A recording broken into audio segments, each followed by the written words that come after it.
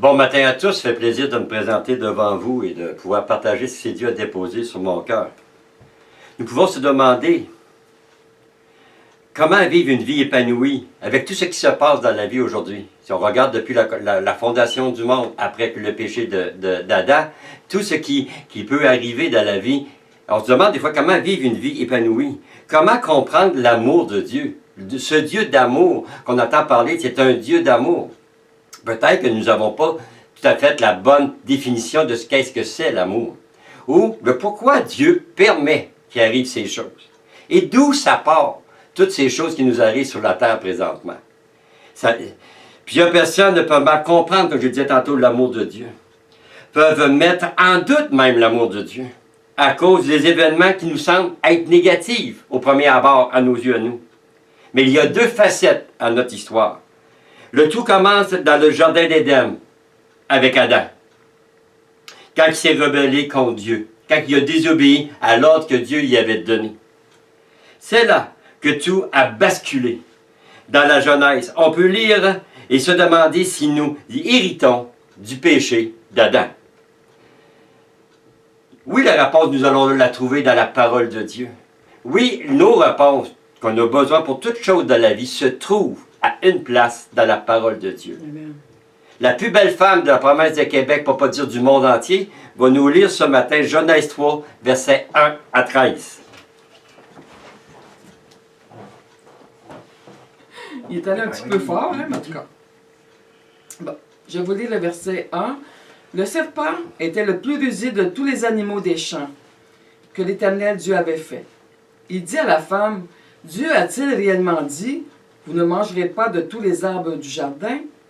La femme répondit au serpent, nous mangeons du fruit des arbres du jardin, mais quant au fruit de l'arbre qui est au milieu du jardin, Dieu a dit, vous n'en mangerez point, et vous n'y toucherez point, de peur que vous mouriez.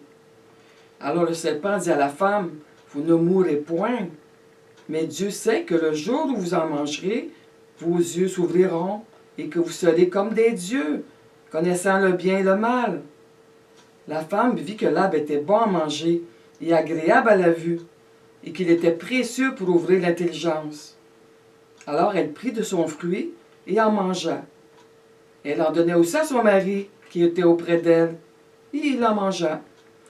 Les yeux de l'un et de l'autre s'ouvrirent. Ils connurent qu'ils étaient nus, et ayant cousu des feuilles de figuier, ils s'en firent des ceintures. Alors, ils entendirent la voix de l'Éternel Dieu qui parcourait le jardin vers le soir, et l'homme et sa femme se cachèrent loin de la face de l'Éternel Dieu, au milieu des arbres du jardin. Mais l'Éternel Dieu appelait l'homme et lui dit, « Où es-tu? » Il répondit, « J'ai entendu ta voix dans le jardin et j'ai eu peur parce que je suis nu et je me suis caché. » Et l'Éternel Dieu dit, « Qui t'a appris que tu es nu? Est-ce que tu as mangé de l'arbre dont je t'avais défendu de manger? » L'homme répondit, « La femme que tu as mise auprès de moi m'a donné de l'arbre et j'en ai mangé. » Et l'Éternel Dieu dit à la femme, « Pourquoi as-tu fait cela? » La femme répondit, « Le serpent m'a séduite et j'en ai mangé. » Qu'on l'écoute en direct ce matin via Zoom avec l'Église évangélique de Berry, ou qu'on l'écoute cette semaine sur YouTube, c'est le temps de s'arrêter aussi et nous-mêmes de faire nos recherches à travers de ce qui va être partagé ce matin. Il y a beaucoup de bagages dans Genèse, si on prendrait le temps de l'éplucher ligne par ligne, mais ce matin, on va faire un survol. Et on va regarder, voir si nous héritons du péché d'Adam. Et la réponse est simple, c'est oui. Nous héritons du péché d'Adam. Le péché est décrit dans la Bible. La Bible nous décrit c'est quoi le péché exactement. Le péché, c'est la transgression de la loi de Dieu. Un péché, c'est quand on désobéit à un commandement, à ce que Dieu nous a demandé de faire. Et nous voyons ça dans 1 Jean chapitre 3, verset 4. Quiconque pêche transgresse la loi. Et le péché est la transgression de la loi. Et la rébellion contre Dieu. Nous voyons ça aussi dans Deutéronome, verset 9, verset 7. Souviens-toi, n'oublie pas de quelle manière tu as excité la colère de l'Éternel, ton Dieu, dans le désert. Depuis le jour où tu es sorti du pays d'Égypte jusqu'à votre arrivée dans ce lieu, vous avez été rebelles contre Dieu. Josué 1,18 nous dit, « Tout homme qui sera rebelle à ton ordre et qui n'obéira pas à tout ce que tu lui commanderas, sera puni de mort. Fortifie-toi seulement et prends courage. » On peut regarder que, en lisant ces versets-là, ce que Dieu nous demande de faire n'est pas trop encourageant. Mais le Dieu que nous servons, le Dieu de la parole de Dieu, le Dieu de la Bible, le Dieu qui s'est révélé à nous par la personne de Jésus-Christ, nous a donné la solution. Il nous montre comment que oui, même si nous avons hérité du péché qui d'Adam, nous avons une solution afin que nos péchés soient effacés. En effet, nous avons hérité des caractéristiques aussi physiques de nos parents. Nous avons aussi hérité de la nature pécheresse d'Adam. Plusieurs personnes ne le croient pas. Mais Adam et Ève ont été créés à l'image et selon la ressemblance de Dieu. Ça a été le point de départ qu'on voit dans Genèse 1, verset 26-27 et chapitre 9 et 6. Cependant, nous sommes aussi à l'image et selon la ressemblance d'Adam. Nous voyons ça dans Genèse 5, verset 3. Adam, âgé de 130 ans, engendra un fils à sa ressemblance, selon son image, et lui donna le nom de Seth. Quand Adam est tombé dans le péché, la conséquence a été que toute sa descendance en a été infectée. David s'est lamenté à ce sujet dans un psaume. Nous voyons ça dans le psaume de 51, verset 7. Oui, David dit, oui, depuis ma naissance, je suis coupable. Pourtant, à sa naissance, il n'a rien fait. Quand ma mère m'a conçu, j'étais déjà marqué par le péché. Cela ne veut pas dire que sa mère l'avait conçu de manière illicite, mais qu'elle avait hérité de la nature pécheresse de ses parents, qu'ils avaient eux-mêmes hérité de leurs parents, ainsi de suite, jusqu'à nous aujourd'hui. David, tout comme nous, avait hérité du péché de ses parents.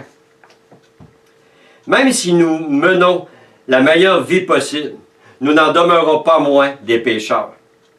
À cause du péché dont nous avons hérité d'Adam. Éphésiens 2, 8 et 9 nous dit comment être sauvé. Comment on arrive à pouvoir se présenter devant ce Dieu saint, ce Dieu qui nous a choisis, qui nous a prédestinés. La parole de Dieu nous donne la solution. Aujourd'hui, on peut avoir cette ferme assurance d'avoir la vie éternelle dans la présence de Dieu. Éphésiens 2, 8 et 9 nous dit « Car c'est par grâce que vous êtes sauvés, par le moyen de la foi, et cela ne vient pas de vous, c'est un don de Dieu. Ce n'est point par les œuvres, afin que personne se glorifie. » Les personnes qui pensent à force de faire quelque chose, et si on prend le temps de regarder dans la parole de Dieu, dans l'Ancien Testament, le peuple essayait de s'approcher de Dieu par leurs œuvres, par leurs règlements, parce que c'est que les autres allaient mettre en place. Et Dieu vient nous dire ici, c'est pas par nos œuvres, c'est un don de Dieu, c'est une grâce que Dieu nous fait. Personne ne mérite d'être sauvé, mais Dieu nous fait la grâce que nous sommes sauvés. Dieu nous permet de s'approcher de lui, et il y a juste une manière qu'on va découvrir aujourd'hui, comment s'approcher de Dieu aujourd'hui. Oui, en 2021, il est possible de connaître ce Dieu d'amour et de vivre constamment dans sa présence. Du fait que nous sommes nés pécheurs, nous péchons tous. Nous commettons chaque jour des péchés, chacun de nous. Mais remarquons que nous allons regarder quelques versets dans Romains, comment que ça progresse et comment qu'on avance et comment qu'on puisse être sauvé aujourd'hui. Dans Romains 5,12, ça nous dit, c'est pourquoi, comme par un seul homme, le péché est entré dans le monde. C'est pour ça que la Bible nous parle du péché d'Adam, non du péché de Ève. Par un seul homme, le péché est rentré dans le monde. Parce que Dieu avait dit à Adam quoi faire. Et l'homme est le chef de la famille. Et Dieu avait dit à Adam quoi faire. Et Adam s'est laissé séduire par Ève en mangeant le fruit. Ève s'est laissée séduire par le serpent, mais quand Ève a présenté le fruit à Adam, Adam n'a pas résisté et il a mangé le fruit. C'est pour ça que la Bible nous dit ici, c'est pourquoi, comme par un seul homme, le péché est rentré dans le monde, et voici la solution, et par le péché, la mort, non, la solution vient après, et qu'ainsi la mort s'est étendue sur tout homme, parce que tous ont péché. C'est pour ça qu'il est important de réaliser d'où viennent nos problèmes. D'où vient tout ce que c'est qu'on peut vivre présentement. C'est pas parce que Dieu n'est pas amour, c'est pas parce que Dieu nous aime pas, c'est pas parce que Dieu a fait une erreur. Dieu savait ce que déjà Adam allait faire. Et Dieu avait déjà la solution de pouvoir nous bénir à travers la personne de Jésus-Christ. Le péché est rentré dans le monde par Adam, la mort a suivi le péché, puis la mort a atteint tous les hommes, qui ont tous péché parce qu'ils ont hérité du péché d'Adam. Dans Romains 3, 23, on peut lire, « Car tous ont péché et ils sont privés de la gloire de Dieu. » Si je reviens à l'histoire de mon David, il dit, « Dès ma naissance, j'étais condamné. » Et tout enfant qui vient au monde, ils n'ont rien fait encore. Mais nous sommes tous enveloppés sous l'enveloppe du péché à cause de la désobéissance d'Adam. Nous avons besoin du sacrifice parfait, d'un être pur de tout péché pour laver les nôtres. Ce que nous sommes incapables de faire par nos propres forces. Nous ne pouvons pas se sauver soi-même. Nous ne pouvons pas rentrer par nous-mêmes dans le royaume de Dieu. Nous ne pouvons pas faire quoi que ce soit pour être sauvés. Sauf une chose. Accepter ce que Jésus a fait à la croix. Accepter de reconnaître qu'on est des pécheurs et que Jésus a payé le prix à la croix afin de nous donner le pouvoir de devenir enfants de Dieu. Nous allons continuer dans Romains 3, verset 24. Et ils sont gratuitement justifiés par sa grâce, par le moyen de la rédemption qui est en Jésus-Christ. C'est lui que Dieu a destiné par son sang à être pour ceux qui croiraient victimes propitiatoires, afin de montrer sa justice, parce qu'il avait laissé impunis les péchés commis auparavant, au temps de sa patience, afin, dis-je, de montrer sa justice dans le temps présent, de manière à être juste, tout en justifiant celui qui a la foi en Jésus-Christ. Notre justice, c'est d'avoir foi en Jésus-Christ. Gloire à Dieu. Jésus nous a sauvés du péché. Nos péchés ont été crucifiés avec Christ. Si bien que maintenant, on peut lire dans Éphésiens 1, verset 7. En lui, nous avons la rédemption par son sang, la rémission des péchés, selon la richesse de sa grâce. En qui? En Jésus-Christ. Par qui qu'on est sauvé? Par Jésus-Christ. C'est pas par nos œuvres, comme on disait tantôt. C'est pas parce qu'on est des beaux et fins bonhommes qu'on va rentrer dans le royaume de Dieu. Parce que la parole de Dieu dit tous ont péché et sont privés de la gloire de Dieu. Et Dieu a zéro tolérance face au péché. Mais nous sommes gratuitement justifiés parce que nous acceptons de se reconnaître comme pécheurs et nous acceptons Jésus comme Seigneur et Sauveur de nos vies. Là, nous sommes justifiés devant Dieu et ça, nous devons le faire à tous les jours, reconnaître qu'aujourd'hui, si nous sommes sauvés, c'est parce que Jésus a payé le prix à la croix afin de nous ouvrir la porte qui nous conduit vers notre Papa d'amour, vers le Dieu qui a créé le ciel et la terre et qui nous donne sa vie en abondance. Un commentaire biblique nous dit, sur la base de l'œuvre de Christ, dont la résurrection constitua le sceau de l'approbation de Dieu, Paul pouvait maintenant annoncer le pardon des péchés comme une réalité présente. Remarquons ces paroles. C'est par lui que le pardon des péchés vous est annoncé. Nous voyons ça dans Actes 13, 39. Mais ce n'est pas tout. Paul pouvait aussi annoncer maintenant une pleine et entière justification, ce que la loi de Moïse ne pouvait pas offrir. La justification est l'acte de Dieu par lequel il déclare juste des pécheurs impunis qui reçoivent son Fils comme Seigneur et Sauveur. Il s'agit d'un acte juridique qui s'opère dans l'Esprit de Dieu et par lequel le pécheur est lavé de toute accusation. Dieu peut acquitter le pécheur coupable de façon juste car sur la croix, le Seigneur Jésus a subi à ma place le châtiment de mes péchés. Et ça doit devenir une réalité quotidienne, une réalité à tous les jours, une réalité qu'on vit sur quoi? Sur quoi qu'on est sauvé? Dieu ne m'aime pas plus parce que je suis en train de prêcher la parole de Dieu ce matin.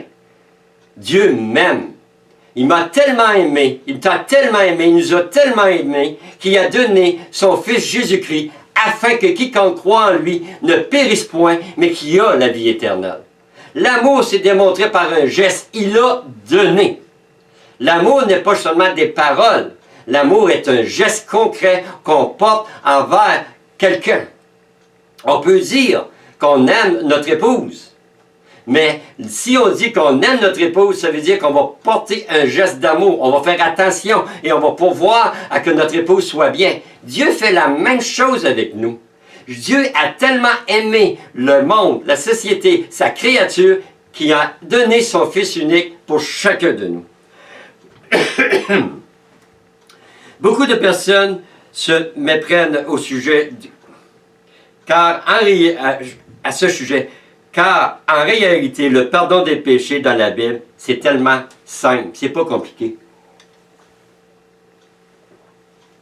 Mais nous aimons peut-être compliquer les choses. Mais la Bible est simple. Si on reconnaît qu'on est des pécheurs, qu'on a besoin d'être sauvés, arrachés de ce monde de ténèbres, si on reconnaît qu'on a besoin d'un sauveur et qu'on reconnaît Jésus comme Seigneur et Sauveur, la dette de notre péché présent, passé et futur est effacée. Ça veut-tu dire par là qu'on va vivre dans le péché, qu'on va faire exprès vivre dans le péché? Non. Mais comme on expliquait cette semaine, quand on accepte Jésus comme Seigneur et Sauveur, un processus de transformation commence dans chacune de nos vies à nous emmener à la stature parfaite de Jésus-Christ. C'est une marche qu'on doit faire à tous les jours, avoir une communion avec Papa afin qu'il nous transforme, chacun de nous, comme Jésus-Christ. Oui, cela est impossible. Nous ne devons pas l'essayer par nous-mêmes. Dieu a dit, je vous donne le Saint-Esprit, je vous laisse le Saint-Esprit qui va vous instruire, vous enseigner, vous transformer à la mesure parfaite de Christ. Dans un premier temps, il nous faut reconnaître que nous sommes des pécheurs. Oui, je reviens souvent sur ça. Ça peut faire longtemps que tu fréquentes une église. Ça peut faire longtemps que tu vas dans une assemblée. Ça peut faire longtemps que tu entends des prédications et de la prêche. Mais as-tu vraiment donné ta vie à Dieu par la personne de Jésus-Christ? As-tu cette ferme assurance qu'aujourd'hui, que si tu meurs, tu as la vie éternelle et tu rentres dans la présence de Dieu ton Père? C'est primordial, parce que ton éternité en dépend. Un jour, nous avons fait le choix d'accepter Jésus comme Seigneur et Sauveur et nous n'avons pas été perdants. Au contraire, nous avons connu comment Dieu nous aime et nous connaissons encore aujourd'hui l'amour de Dieu. À travers tout ce que le monde peut vivre, on voit toujours la gloire et la présence de Dieu se manifester parce que Dieu nous aime tellement qu'il nous emmène de gloire en gloire, de victoire en victoire. Il est important de reconnaître que nous sommes pécheurs, perdus et condamnés. Nous sommes condamnés dès qu'on vient au monde. Il est important de réaliser qu'il est impossible de se sauver par soi-même. Nous sommes coupables devant Dieu. Si nous enlevons le sacrifice de Jésus-Christ, nous sommes coupables devant Dieu. Si nous ramenons le sacrifice de Jésus-Christ dans nos vies, nous sommes justifiés devant Dieu, purs, saints et sans tache. Dieu voit ce que Jésus a accompli à la croix afin que nous soyons saints devant lui. 1 Jean 1,8 nous dit, si nous disons que nous n'avons aucun péché, nous nous trompons nous-mêmes, et la vérité n'est point en nous. Romains 3, 23, 24 nous dit, on l'a lu tantôt, mais on va le répéter, car tous ont péché et sont privés de la gloire de Dieu. Et ils sont gratuitement justifiés par sa grâce, par le moyen de la rédemption qui est en Jésus-Christ. Dieu est un juste juge. Il ne tolère pas le péché dans son royaume. Personne ne peut entrer dans le royaume de Dieu avec un seul petit péché. La Bible dit, Romains 5, 8, Vous savez, ici, on ne dit pas telle religion dit, telle église dit, je pense, la parole de Dieu dit. Savez-vous que l'église de Béret, l'église évangélique Béret ne peut pas te sauver? Il y a une personne qui peut te sauver. C'est la personne de Jésus-Christ. Les églises au Québec ou à grandeur dans le monde sont là, un instrument entre les mains de Dieu pour annoncer la bonne nouvelle qui est Jésus-Christ, mort, ressuscité d'entre les morts. Dans Romains 5, 8, 17 dit, « Mais Dieu recommande son amour envers nous, en ce que, lorsque nous étions encore pécheurs, Christ mourut pour nous. » Jésus-Christ est venu sur cette terre par amour pour nous. Nous ne devons pas attendre d'être parfaits pour venir à Jésus. Nous ne devons pas attendre d'être parfaits pour devenir à Dieu. Nous ne devons pas attendre d'être parfaits parce que Jésus savait d'avance chaque bêtise que nous allons faire et Jésus a accepté de prendre notre place à la croix, mourir à la croix, payer le prix, se faire ridiculiser, être abandonné, rejeté, afin d'acheter la dette de notre péché, afin de nous donner la vie éternelle. Et Jésus a accepté de souffrir pour nous. Est-ce que nous accepterons de souffrir afin que le Québec soit arraché du monde des ténèbres et transporté dans le royaume de Dieu? 1 Pierre 2, 24, 25 nous dit, « Lui qui a porté lui-même nos péchés, c'est Jésus ça, en son corps sur le bois, afin que, mort au péché, nous vivons pour la justice. Lui, par les meurtrissures duquel vous avez été guéris, car vous étiez comme des brebis errantes, mais maintenant, vous êtes retournés vers le pasteur et le gardien de vos âmes. » Jésus a porté ton péché, mon péché, à la croix. Le péché est de refuser le plan de Dieu pour le salut de notre âme. Le péché, c'est de refuser ce que Jésus a accompli à la croix, afin de nous donner la vie éternelle. Et nous commettons des péchés chaque jour, des désobéissances devant Dieu, devant ses lois et ses commandements chaque jour. Mais la première étape, c'est de reconnaître que nous rejetons ce que Dieu a dit pour être sauvés. Il a porté le péché sur le bois. Il a souffert pour nous, afin que nous sommes morts au péché. Le péché ne doit plus contrôler nos vies. Le péché n'est pas à aucune autorité, aucun droit, aucun privilège sur nos vies. Et Dieu nous donne la solution, comment se débarrasser de nos péchés.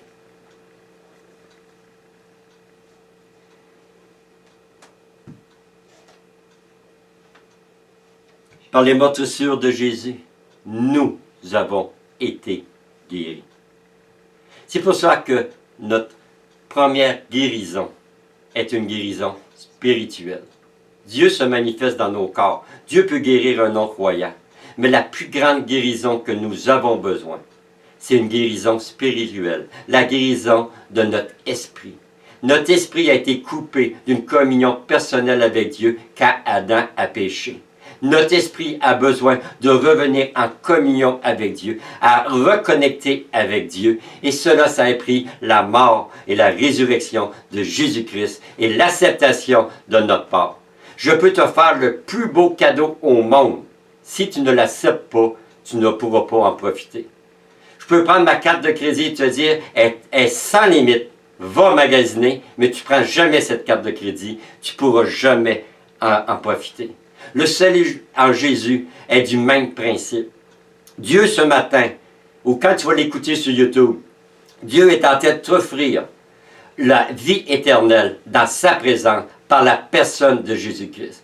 Dieu nous a créés à son image, à sa ressemblance. Dieu nous laisse libre arbitre de choisir entre le bien et le mort, entre la vie et la mort. Mais c'est à nous de choisir. Où allons-nous passer notre éternité? Jésus nous a parlé de deux royaumes. Le royaume de Satan et le royaume de Dieu. Le royaume des ténèbres et le royaume de la lumière. Et c'est à nous de choisir le royaume de la lumière. Si nous ne voulons pas souffrir éternellement dans la présence de Satan et de ses serviteurs. Si nous voulons être capables d'être dans la paix, dans la joie, dans le bonheur éternel, dans la louange et dans l'adoration, nous devons choisir une personne, Jésus-Christ, comme Seigneur et Sauveur.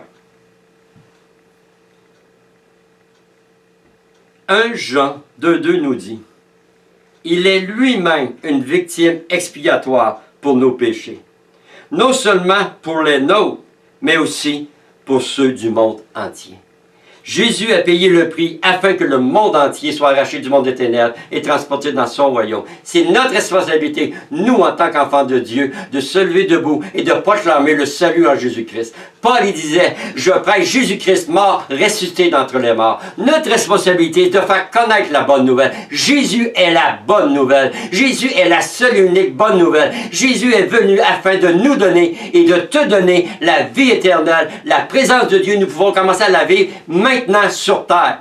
Nous ne sommes pas obligés d'attendre un jour d'être mort. Si quelqu'un prie pour nous, qu'on passe par le purgatoire, peut-être qu'on va être sauvé. Ça, c'est des érudits qui ont été annoncés dans la province du Québec. Jésus a dit, dès que tu décèdes, tu connais ton éternité.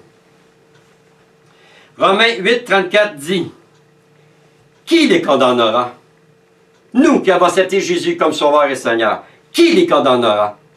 Christ est mort, bien plus, il est ressuscité, il est à la droite de Dieu, il intercède pour nous présentement.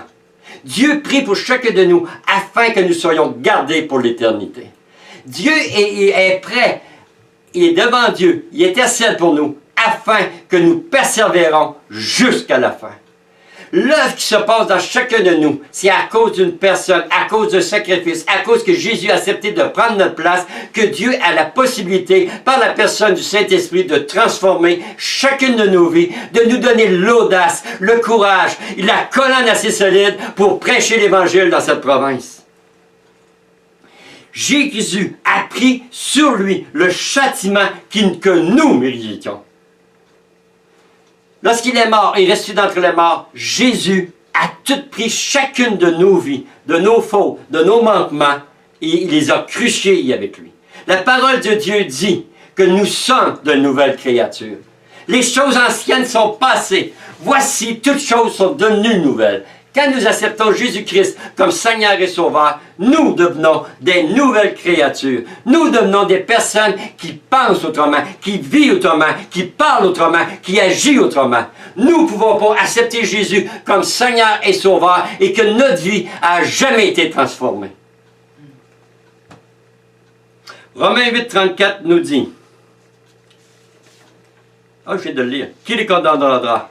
Christ est mort bien plus, il est ressuscité, il est à la droite de Dieu, il intercède pour nous. Personne ne peut nous condamner. Tant et si longtemps qu'on reste assis, tout en marchant pour servir Dieu, sur le sacrifice de Jésus à la croix. Le pardon des péchés est donc en Jésus-Christ seul. Tous nos péchés sont pardonnés par la foi en Jésus-Christ. Lorsque nous plaçons notre foi, notre confiance en lui pour être sauvés, qu'est-ce qui arrive? Nous sommes sauvés. Alors, nous sommes justifiés devant Dieu. Lorsque nous acceptons le salut qui est en Jésus-Christ, alors tous nos péchés sont pardonnés. Dieu dit qu'il les a jetés dans la mer de l'oubli. Cessons de nous ramener notre passé a été jeté dans la mer de l'oubli.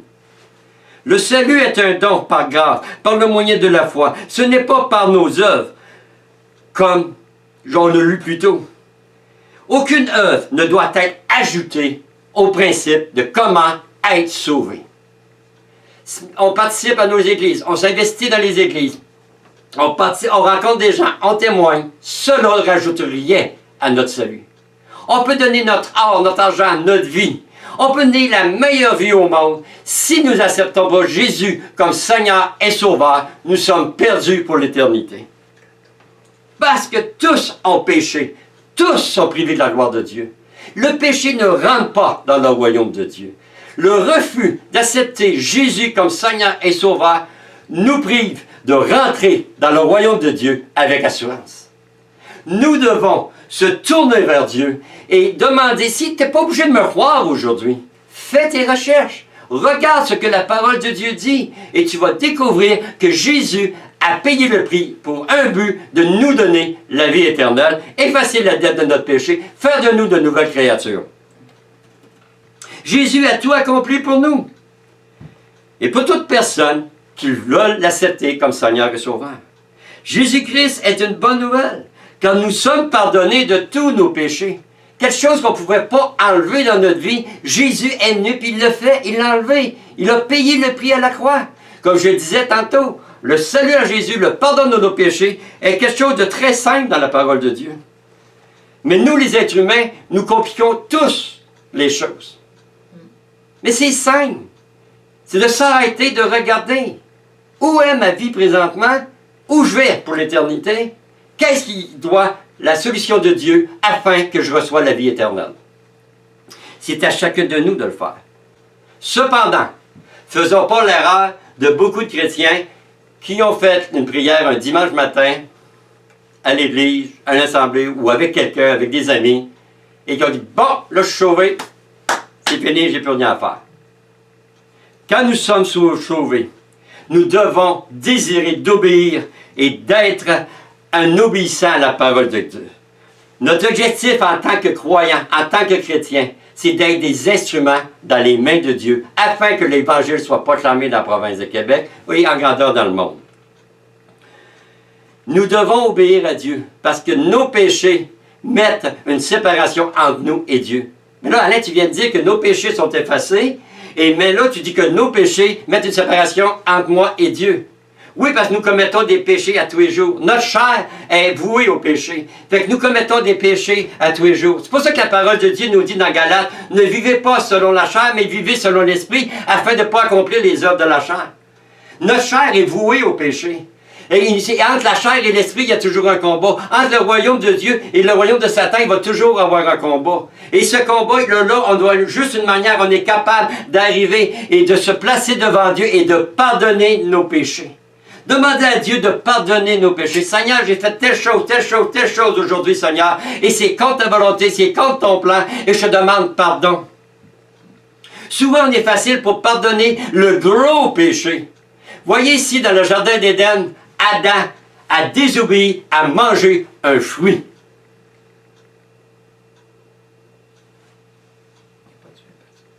Nous, des fois, Dieu peut nous demander, fais telle chose. Simplement, appelle telle personne.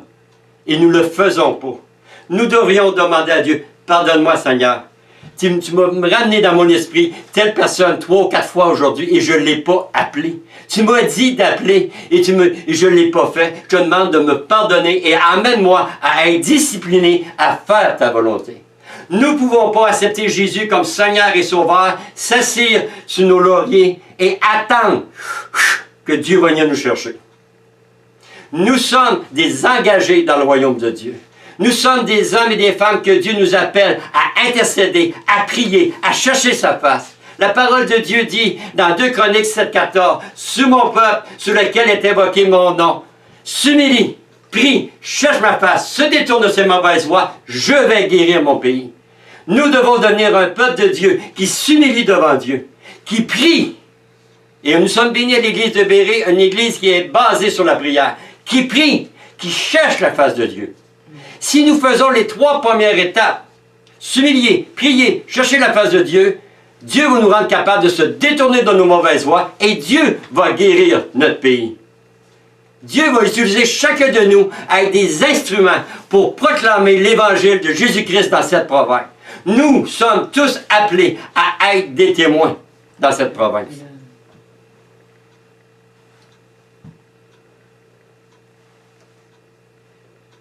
C'est un message qui m'émue un peu. C'est un message qui est important pour chaque être humain qui l'écoute. Comme je le disais tantôt, soit en direct avec l'église évangélique de Berry-Laval, ou soit que tu vas l'écouter cette semaine sur YouTube. C'est un message qui devrait nous emmener chacun de nous et de se poser la question. Est-ce que je suis sûr de où que je vais après ma mort? Est-ce que j'ai vraiment donné ma vie à Dieu? Est-ce que moi, en fréquentant les églises, j'ai juste je me suis juste satisfait de faire une prière un dimanche matin et je n'ai pas d'engagement dans le royaume de Dieu? Ou est-ce que ce matin, aujourd'hui, quand tu vas écouter ce message, tu serais prêt à dire, Seigneur, je veux te donner toute ma vie? On le chante. Prends tout, Seigneur. Bon, on pourrait rajouter des paragraphes. Pas ça, pas ça, pas ça, pas ça, pas ça, pas ça. C'est à nous ce matin, chacun de nous, de regarder quel est l'état de notre relation avec Dieu. Quel est notre engagement dans la prière? Quel est notre engagement dans la louange, dans l'adoration? Quel est l'engagement dans la recherche de la présence de Dieu? Dieu ne nous a pas sauvés pour nos beaux yeux. Dieu nous a sauvés pour chacun de nous, parce que Dieu a un plan pour nous. Je jasais avec quelqu'un dernièrement, il me dit, j'avais négligé Dieu et ma vie allait tout croche. Et j'ai décidé de revenir et de me consacrer à Dieu. Puis elle dit, là, ma vie va bien. Pour ça qu'on dit souvent, et que je vais le dire souvent, le royaume de Dieu, on le vit présentement sur la terre. Dieu prend soin de nous, Dieu veille sur nous. Dieu est prêt à tout faire pour nous emmener dans la sanctification, dans la consécration. Mais cela va prendre une décision de chacun de nous. Et c'est une décision personnelle que nous devons faire.